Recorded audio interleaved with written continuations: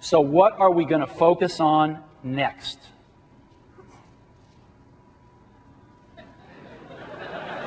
Audio. Audio. CD players. There is a music revolution happening right now.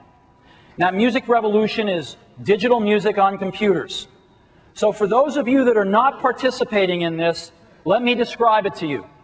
What do you want to do? Well, you want to rip your audio CDs onto your computer disk. Now, what's rip mean? Well, for those of us over 30, it means read and encode. It means you stick your CD, your audio CD, onto your drive, your computer reads it, and then it encodes it or compresses it down to about 1/10 of its original size and puts it on your hard disk. And when it compresses it, the format of choice to use is called MP3. It's a very dense format, it's very high quality, and it's open.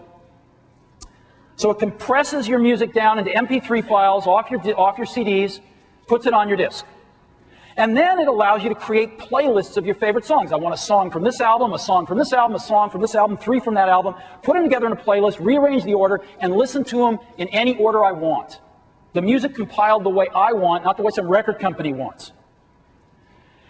And I can listen to my playlists on my computer. A lot of us spend hours a day on the computer. You want this to run in the background and let you listen to music while you're working. And now the big one. You want to be able to take those playlists and burn them on a custom audio CD. Burn means, for those of us over 30, write. You want to write a CD and play it on your CD player. Your portable CD player, your CD player in your car, anywhere. And people are doing this like crazy. They're doing it like crazy. They're making all these compilations, drive to work music, workout music, this music, that music, hot date music. Now, how much are they doing it? How many blank CDs were sold in this country alone in the calendar year 2000? Take a guess. You know how many? 320 million. The US Census came out 2 weeks ago, 281 million people. 320 million blank discs sold in the US, and they're getting down to 25 cents a piece. People are buying them in 100 packs. So it's amazing, this digital music revolution. Burn your playlists onto custom CDs. You also may want to transfer your songs to portable MP3 players, right? They're really handy too.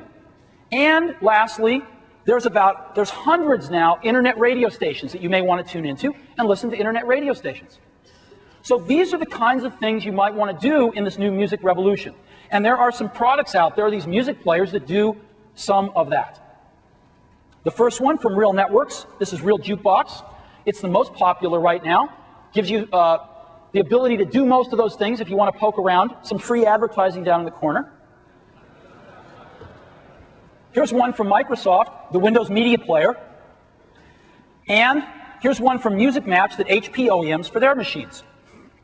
Now, if you look at these things, there's something that pops out right away, especially if you're not already using one. They are too complex.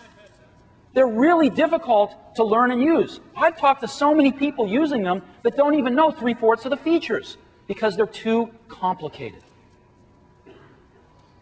And they have restrictions. Some of them don't let you encode into MP3, which is the most popular format. Most of them limit the encoding quality, so they don't let you get really high quality. Most of them throttle the encoding speed, so you're sitting there waiting longer than you have to, and all of them throttle the CD burning speed to 2x. Now, why do they do this? They do this so that you give them more money to buy a pro version that takes away these restrictions, usually about $30. Well, we're going to change all this today with something we call iTunes.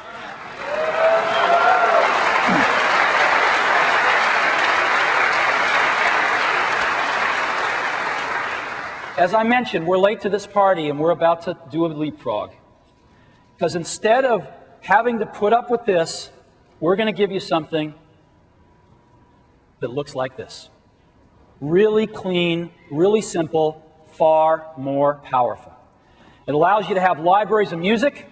It allows you to rip CDs. It allows you to create playlists. And it allows you to burn CDs all in one integrated application, all in one window.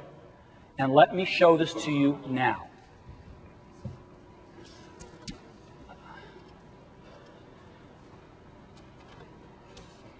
All right.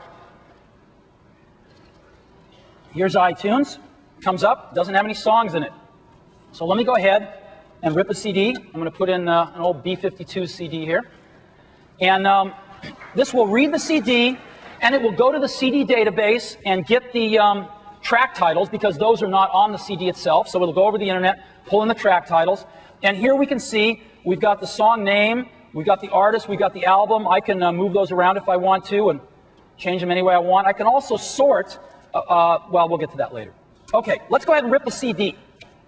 So let's go ahead and rip Love Shack. So let me go ahead and turn the rest of these off and say I want to rip Love Shack, and all I have to do is push import.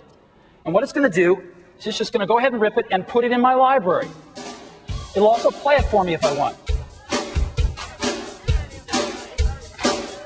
It's ripping at 8.5 times regular speed.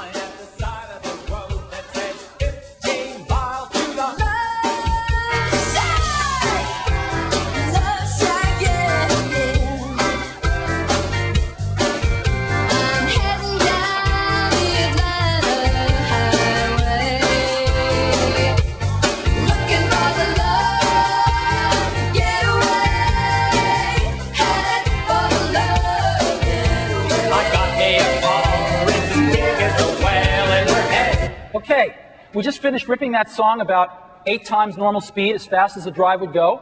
And here it is, and here we can play it from disk if we want. So we've ripped the song, very, very simple. Now, you might want to import a bunch of songs, and you could put all your disks in, but I've already done that, and I've got a bunch of songs in a folder here. And all I have to do is drag that on top of iTunes, and I've got about 1,000 songs. So there's 1,000 songs just imported. And matter of fact, I've got 1,004 songs in here, and you know, that's a pretty big music library. And as I said before, I can sort by song, I can sort by artist, or I can sort by album just by clicking. And again, I can go play any song just by clicking on it. I can go anywhere in the song. I get a nice little display up here.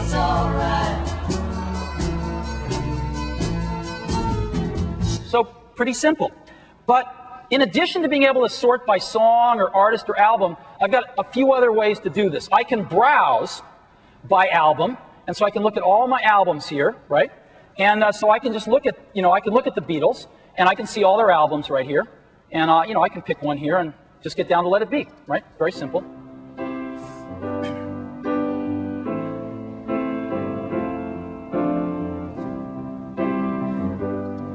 Let's go to another example, Sarah McLachlan, very simple. So, very, very simple,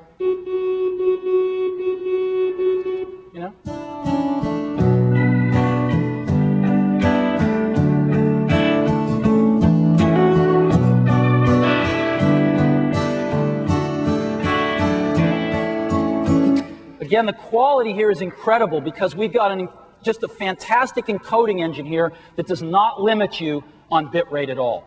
So you can have fantastic quality in this. But there's an even easier way to find things out of my 1,100 songs than browsing by album.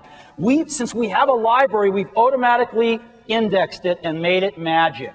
So let me go find something with Dylan Thomas. I've got a Dylan Thomas recording in here. I can type D-Y-L. I'm already down to 85 songs, A-N. Most of them are Bob Dylan, but I typed the T for Thomas, and now I'm down to just Dylan Thomas, Do not go gentle into that good night. Old age should burn and rave at close of day. So I can just type in anything here, whether it's an artist name or an album name or a song name. So let me type in, let's say I want to find When I'm 64, right? So I'll just type in 60, S-I-X-T. Boom, there I am, 2 songs.